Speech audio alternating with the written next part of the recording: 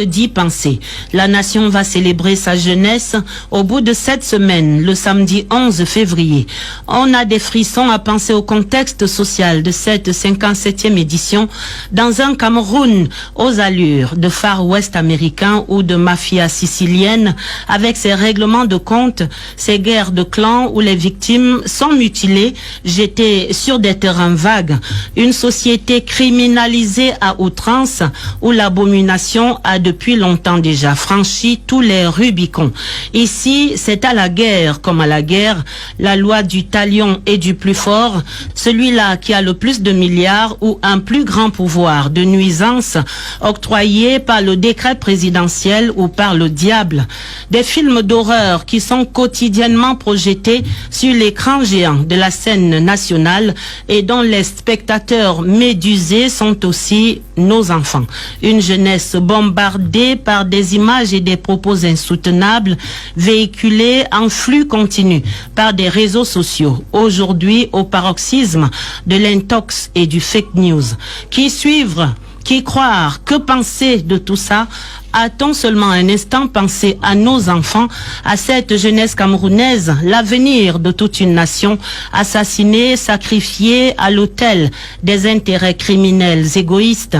Le communiqué publié par l'arbitre suprême a bien essayé ce jeudi de siffler la fin de ce tintamarre, indiquant des arrestations et une enquête mixte police-gendarmerie pour faire toute la lumière sur l'odieux assassinat de Martinez Zogo.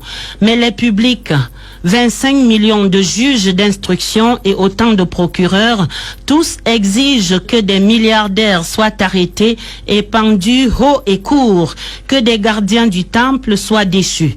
Le peuple crie vengeance, très souvent pour ses positionnements ou ses équations personnelles.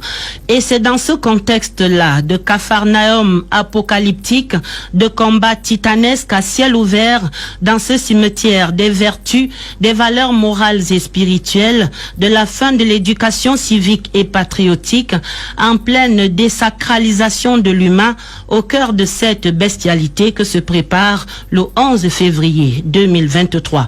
Comment rappeler à ses papas, à ses grands-pères qu'ils sont tout nus devant des enfants, une jeunesse à laquelle on parle pourtant cette année de réarmement moral, civique et entrepreneurial, gage de discipline pour l'édification d'un Cameroun uni et prospère.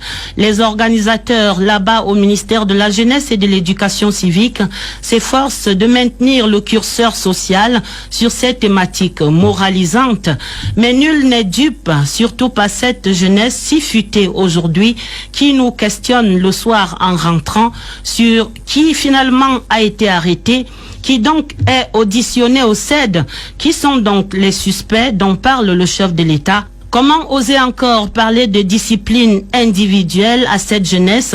Comment interdire la violence et les partouzes à l'école quand des papas gangsters sont dans la rue, pistolets et sabres au clair?